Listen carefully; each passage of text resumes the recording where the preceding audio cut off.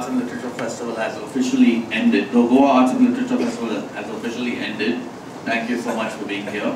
Today we're going to pay tribute, perhaps in a less than fully structured way, to the great poet Eunice de Souza.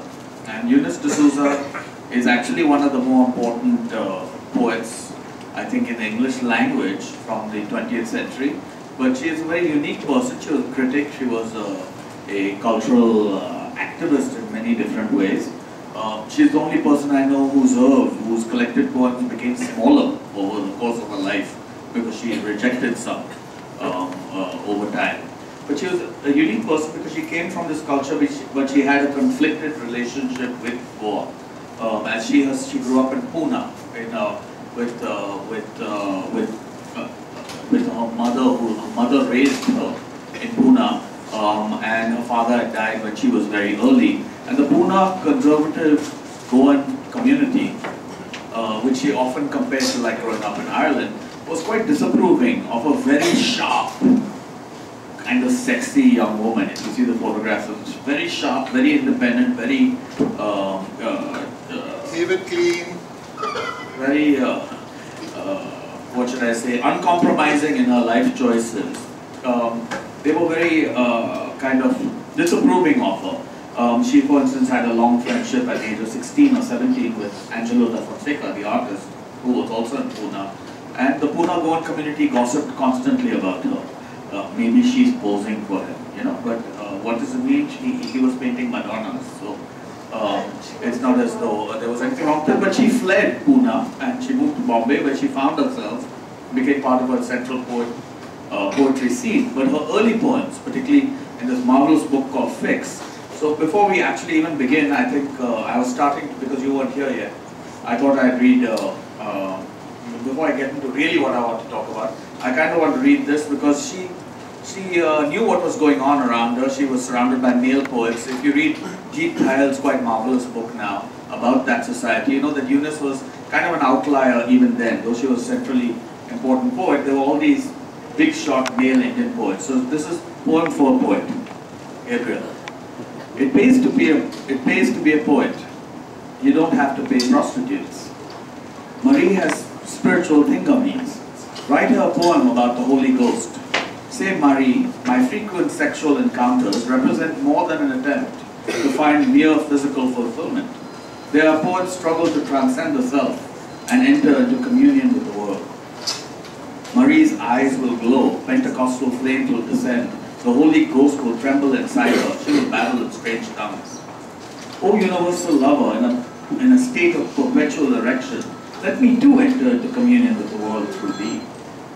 Ritu loves music and has made a hobby of psychology, undergraduate and better still, uninitiated. Write her a poem about women flesh. Watch her become oh so womanly and grateful. Giggle with her about horrid mother keeping an eye on the pair, the would-be babes in the wood, and everything will be so idyllic, so romantic, so intime, except that you, big deal, are 46 and know what works with whom. So Eunice had this poem, which is called D'Souza Prabhu, which I will not read, but she had this fantastic line. The first time she was ever invited to speak in Goa was actually by us for an art exhibition. But when she was reading, she read out this line, which immediately crackled in all of our brains, though we had already read it on the page, which she said, there are ways of belonging. I belong with the lame ducks. And this, something clicked with us, and this idea of ways of belonging is something so powerful, powerfully resonant in Goa. The reason being that Goa has ambivalent, complicated, many-layered ways of belonging to the country, and many different people from different backgrounds have similar kinds of ways of belonging to Goa. Here's Eunice talking about the kind of nostalgic view of Goa that always was often projected. When Goa was Goa, my grandfather says, the bandits came over the mountain to our village only to splash in cool springs and visit Our Lady's chapel. Old ladies were safe among their bags of rice and chilies, unperturbed when souls restless in purgatory stoned roofs to ask for prayers. Even the snakes bit only to break the monotony. So that is the idyllic version of Goa. But as I said, Eunice also wrote about Goan men a lot. And this is where she made us continually uncomfortable. So there are poems which even till today, I have to say I read with a bit of, what should I say, guilt is the wrong word. Guilt, yes, complicity, I feel kind of, they still strike very sharply to the bone. So this is, I'll leave you with this, Catholic Mother.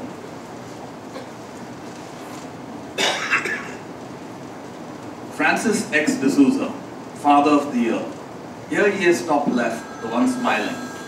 By the grace of God, he says, we've had 7 children in 7 years. We're one big happy family. God always provides.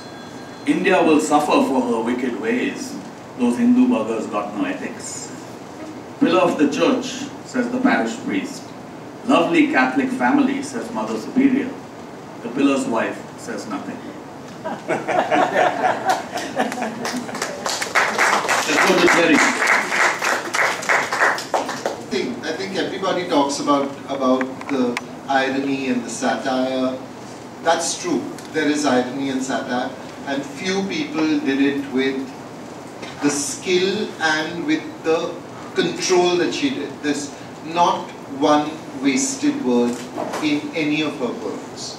So even there's one poem in which is about 48 words too long, but 48 words, and she says, even this poem is 48 words too long, as the last line of that poem. So she was absolutely the mistress of condensation. And someone, I think at the beginning of when said that there are no fancy flourishes and her poems are straightforward. They're not straightforward. And they're not, they can be read on multiple layers. And if you look deep enough beyond the satire and beyond the irony is the disappointment of the idealist. It is someone who has opened her eyes into and looked out at a world and expected it to be benevolent, expected it to be kind, and has been treated savagely. Out of that savagery, out of that wound, the bleeding wound that I think Eunice carried throughout her life, the wound of loneliness, the wound of disappointment with the way the world could so easily have been a better place with just a little shift, just a little change in orientation, just a little change in direction. But it isn't. It's the way it is. And therefore, Eunice produced out of that wound the beauty of these poems. But there was this Eunice who had a gift of friendship and a gift and a talent for enmity. Okay? She was savage. If she was your enemy, she would go after you. You know, like, you have to read her reviews to see what she does with certain male writers. Meaning, she gets onto her tractor and she drives it straight into the middle of the overflow. I remember once offending her because, and I didn't even know her that I had offended. I didn't even mean it. I was writing the introduction to Adil Jassawala's collected prose.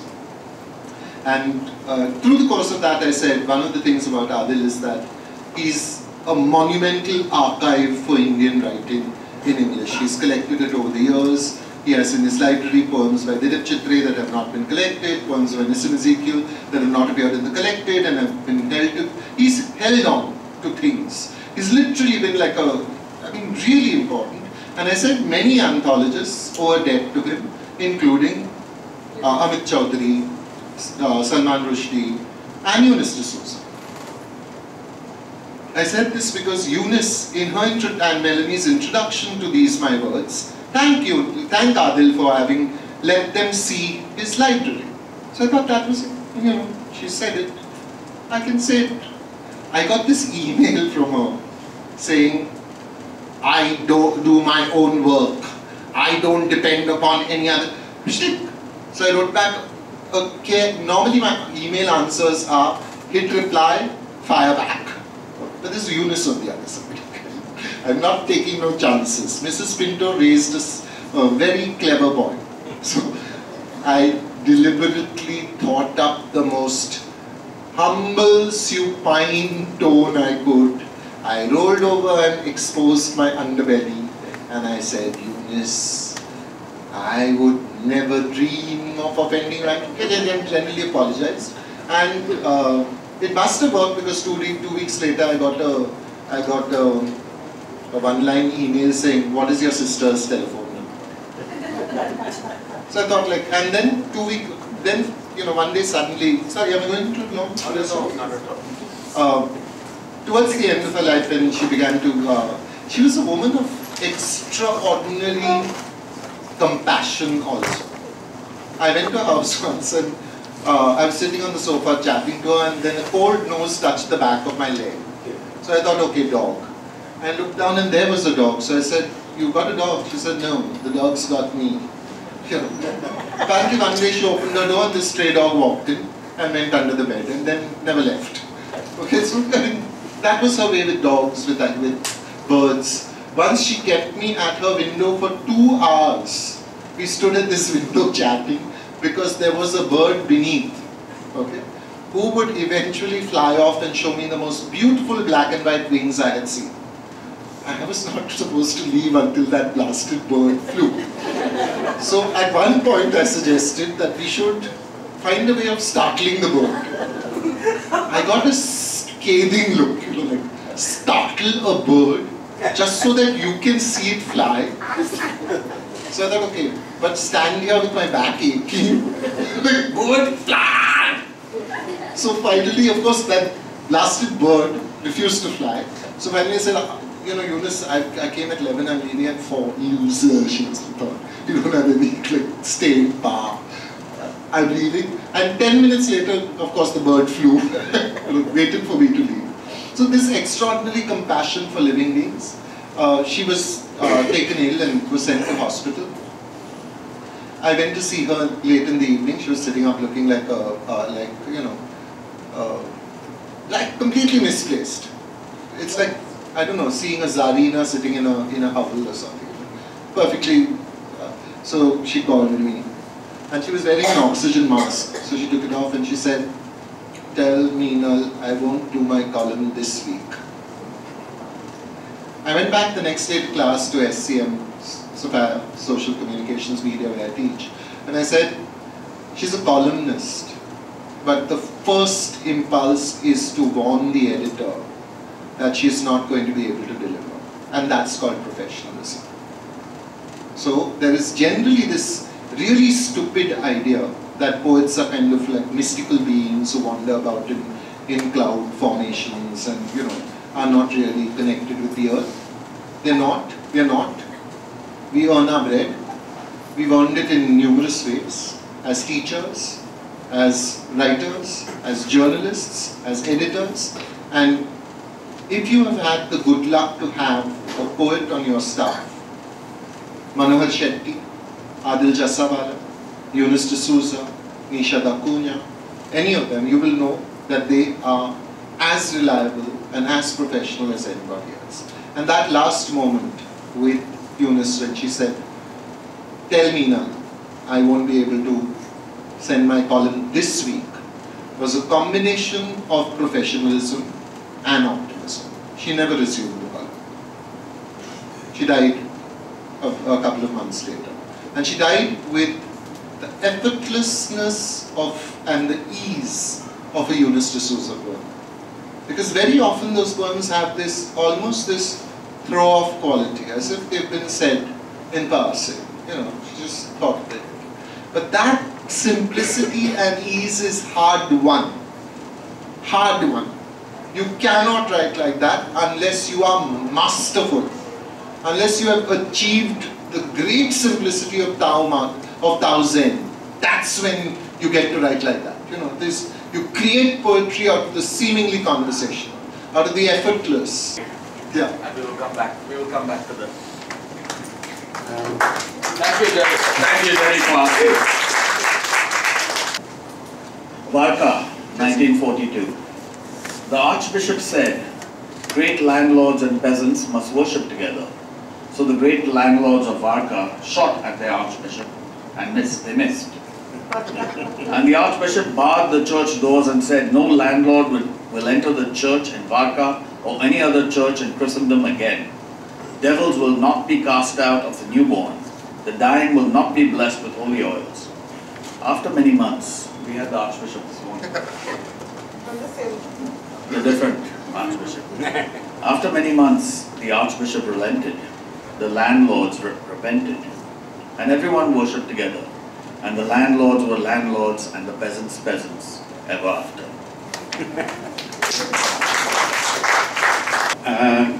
This is for you, Eunice, in Irish. Varka, 1942. Varka, Neidig, Dahatsado. Dogur, Untard, Asbog, Gumach, Hirni, Talun, Mora, Agus, Tuhanik, Eire, Dantashele.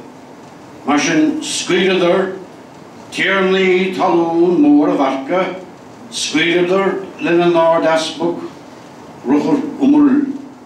Agus grid Untard, Asbog, Dorshan, Tepale, in a naig, Ránach Likvi Tierne Talún Behestach, is Shepel Varka, na Shepel Elbe, Sedan Kirsti, Ni ye profi down no ni no nu vere, Ni vanofi drin et afalbosh, Le Polly Banahe, Tresh, Weint Mille, Jail, Untard Asbog, in a Tierney Talún Ahiri, Agus vi ko eire aune koch. Agus hirni talún na tierney talún vaste. Agus na tuhanig in a duhanig a djoni action. To continue after Jerry is a big task. I won't take much. Frankly, when we started Goa Art and Literature Festival, we wanted to rope in as many Goan writers within Goa and outside Goa to participate in this festival. And when we invited Eunice, and I will never forget the kind of relationship we built up during the GALF. Well, she was the best poet Goa has ever produced. Thank you very much.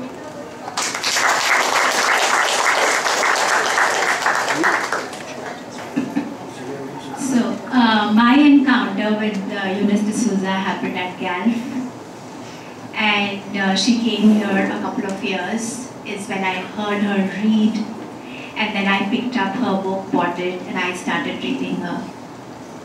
And also the slogan that GALF carries, different ways of belongings, stuck with me. It's because like 3 generations in the army, and we've been traveling, and it's been a continuous process for me, you know, linking to different communities, societies, and neighborhoods. And this is something that I've worked at throughout my life. So that struck a chord, and I was with her. Secondly, it's when I read her poems, like brought up in a convent school with nuns, stern and strict, all about sin and no sex. It's when I got married, I was so naive when I look back. And then I read a poem here which resonated with that feeling, and she's brought it out so beautifully. It just reads the way, the experience that I had when I was growing up as a girl in a traditional Indian family. Sweet 16. Well, you can't say they didn't try. Mamas never mentioned menses. A nun screamed, "You vulgar girl, don't say braziers, say bracelets." She pinned paper sleeves onto her sleeveless dresses. The preacher thundered, "Never go with a man alone, never alone. And even if you're engaged, only passionless kisses." That's Eunice. At 16, Phoebe asked me, "Can it happen when you're in a dance hall, you mean? you know what? Getting preggers and all that when you're dancing. I, 16, assured her, you could.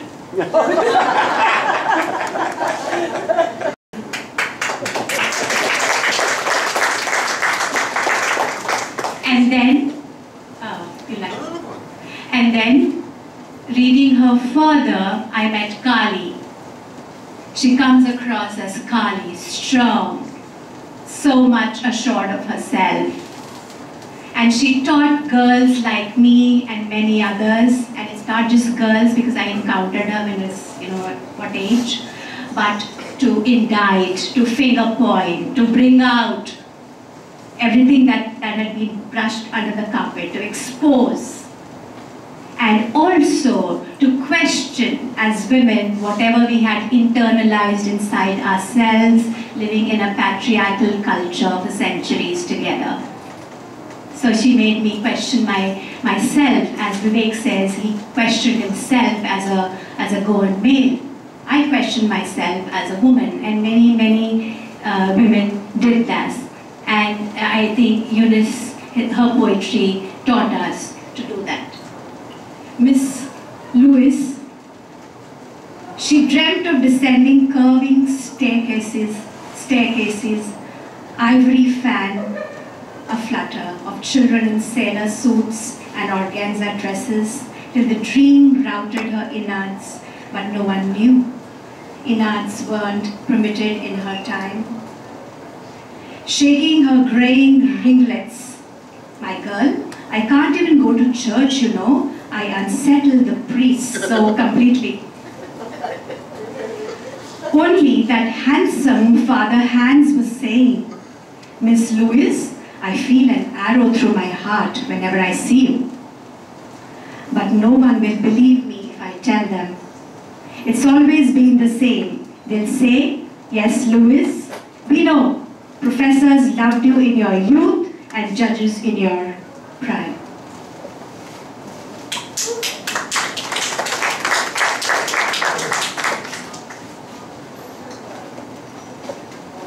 And thereafter, I'll come to her spaced out poetry, where she's no longer so ferocious, so full of anger and rage. Okay, and here she kind of invites the woman to do something very different, and she revels in that feeling of a woman just being herself and what she can do. My aunt loves bright colors, widowhood be damned. 91 years be damned. She reads the newspaper from the page to last, looking for a cheerful story.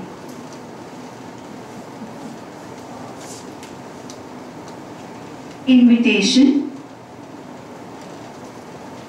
She tempts me with a vision of hills, grass that's green, peacocks as common as sparrows.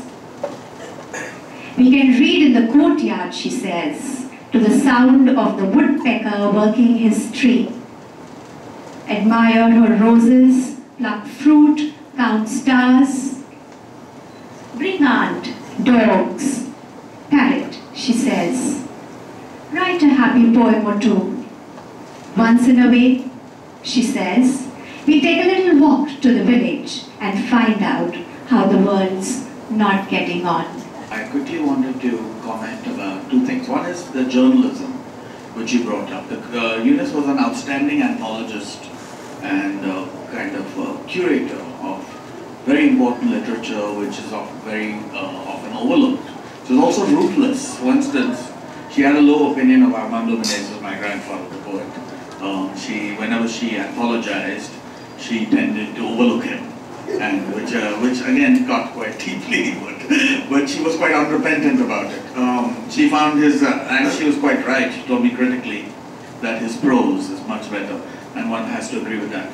But she had a remarkably open mind, and these beautiful mirror columns, which she used as a pulpit really, to pass judgment on all kinds of things, from movies to popular culture. She had I would say, important critical interventions in many areas. I remember, for instance, she wrote very beautifully about Sovendra's book, when she kind of said that the first book which won the Sahitya, she always took with one hand and gave with the other. She said the first book was kind of more or less what she might have expected, whereas from someone of that background. But the second book was something that she really learned from, and so she had this marvelous thing, a way about her. Her last book, you know, she started off with Fix, which was angry. That X on her forehead is a reference to Charles Manson, also, yes, the Manson family who just died. So that was a very powerful thing, and she had this fierce, unrelenting approach. Her last book, which I urge you to get, Learn from the Almond Leaf, has spectacularly beautiful poems. Many of them are just 2 or 3 lines long. And there you have a mellow Eunice, you have a funny Eunice, and you also have, and I realized this when I started reading it in Kitab Khana, a Eunice talking a lot about death and about the end. But there's also funny. So I'd like to leave Jerry to read the last poem, I mean the last line. But she has here in a guide to a well-behaved parrot. I like the I like the last 4 lines. This is about a parrot. I shout at him, he shouts back. Really, I may as well have been married.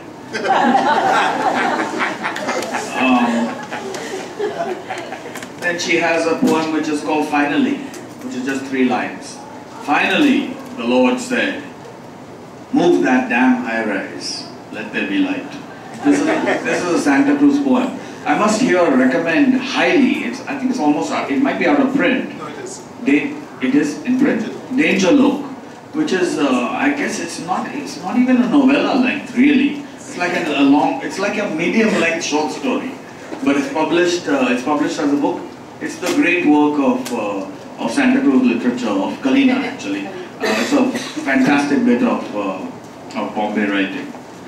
So there's a lot of these poems. I'd like to read, at my last word, a poem which I really liked, and I quoted this in my tribute to her when she passed away. Western Ghats. So Eunice towards the end was warming up to her ancestral heritage, but also this is about her own end. And I'm the worst poetry reader, so this is not very good, but anyway. Western Ghats. Fling my ashes in the Western Ghats. They've always seemed like home.